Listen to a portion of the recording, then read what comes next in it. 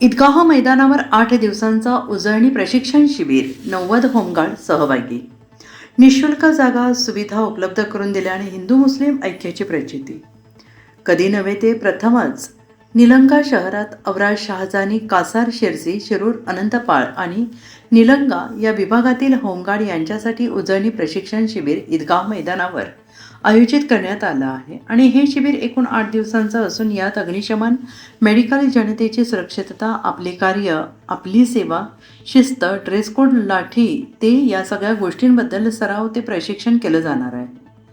लातूर जिल्हा होमगार्ड समादेशक अधिकारी तथा अप्पर पोलीस अधीक्षक मंगेशजी चव्हाण यांच्या अध्यक्षतेखाली केंद्र नाईक सुतार सर यांच्या मार्गदर्शनाखाली निलंगा शहरात प्रथमच 90 जवानांसह उजळणी प्रशिक्षण शिबिर संपन्न होणार आहे. आणि हा उजळणी प्रशिक्षण सलग 8 दिवस चालणार आहे. निलंगा शहरात अनेकदा सामाजिक, शैक्षणिक, राजकीय, क्रीडा किंवा कोणत्याही क्षेत्रात काम करत असताना हिंदू मुस्लिम ऐक्याचे दर्शन देत असतो.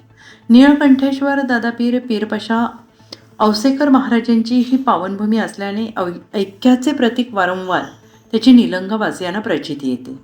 आणि या उजळणी प्रशिक्षण शिबिराला मार्गदर्शनासाठी शिबिराचे अधिकारी पलटण नाईक कोचळे, मानस्वी अधिकारी क्षीरसागर, पाटोळे कंपनी नाईक सावरगावे, तालुका समादेशक अधिकारी हनुमंत कांबळे उपस्थित आहेत. ईदगाह मैदानावर गवत काढून कचरा गोळा करून संपूर्ण ईदगाह मैदानाचा परिसर स्वच्छ करत या 90 होमगार्ड यांनी एकतेचा आणि स्वच्छतेचा संदेश दिला. आणि त्याचबरोबर हिंदू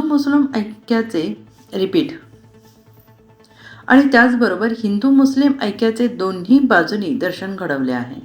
शिक्षक चांगला असला की विद्यार्थी गुणवत्तापूर्ण होतात. होमगार्ड यांचे देखील जिल्हा समादेशक हे अप्पर पोलीस अधीक्षक मंगेश चव्हाण सारखे कर्तृत्ववान, निर्व्यसनी, गुणवंत आणि आदर्श असतील तर होमगार्ड त्यांची टीम त्यांचे आदर्श घेणारच, यात शंकाच नाही.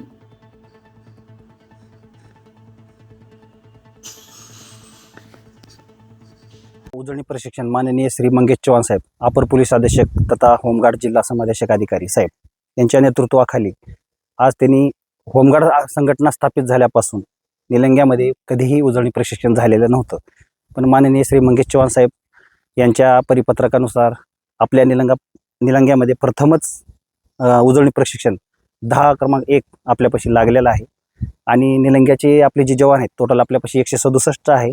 पण आपली संख्या असल्यामुळं आपण 20 महिला आणि 50 जवान 70 जवान असे टोटल 90 लोकांचं उजळणी प्रशिक्षण माननीय श्री मंगेश चव्हाण साहेब, अपर पोलीस अधीक्षक यांच्या नेतृत्वाखाली केंद्र नाईक सुतार साहेब व पलटण नाईक गोचडे साहेब या तिघांच्या नेतृत्वाखाली प्रथमच निलंगा शहरात आपण उजळणी प्रशिक्षण लावलेलं आहे.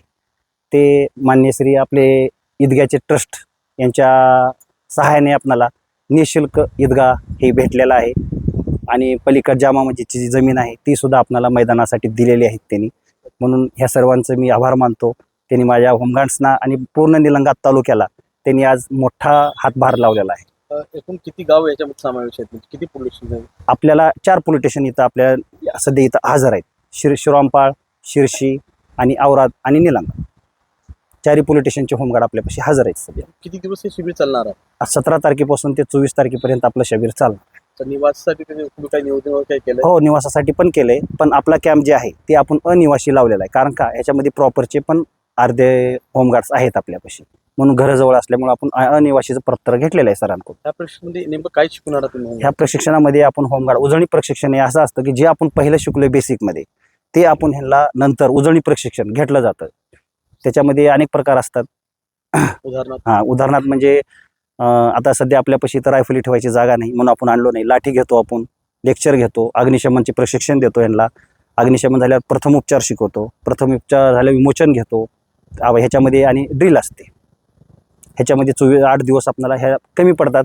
म्हणून आम्ही साहेबांना सुद्धा विनंती केली की ह्यानंतर आम्हाला वाढवून दिवस मिळावं. जसं पहिल्यांदा तुम्हाला निलंगामध्ये कॅम्प शिबिर घेण्याचं नियोजन झालं, त्याच पद्धतीने निलंगा येथे ईदगाह मैदान हे तुम्हाला निःशुल्क ठिकाणी या ठिकाणी देण्यात आलेली आहे. त्याबद्दल तुम्हाला कसं वाटतं? हिंदू मुस्लिम ऐक्याचा प्रतीक किंवा शासन आणि शासनाचं काही प्रतीकाचं काय वाटतं? नाही, ह्याच्यामध्ये मोठं योगदान म्हणलं तर साहेब ह्याच्यामध्ये एक हिंदू मुस्लिमचं एक लय मोठं योगदान लागलेलं आहे. की प्रत्येकच हा म्हणायला. प्रत्येकच म्हणायला पाहिजे की जी त्यांनी आपल्याला निःशुल्क की ह्याच्यामध्ये सर्व जाती सर्व धर्मांचे लोक असल्यामुळं साहेबांनी आपल्याला निःशुल्क जागा दिलेली आहे. मी ईदगाह मैदानाच्या पूर्ण ट्रस्टचा आभारी आहे. अशाच नवनवीन ताज्या घडामोडी पाहण्यासाठी आजच आमच्या YouTube चॅनलला लाईक करा, शेअर करा, सबस्क्राईब करा आणि हो बेल आयकॉन प्रेस करायला विसरू नका.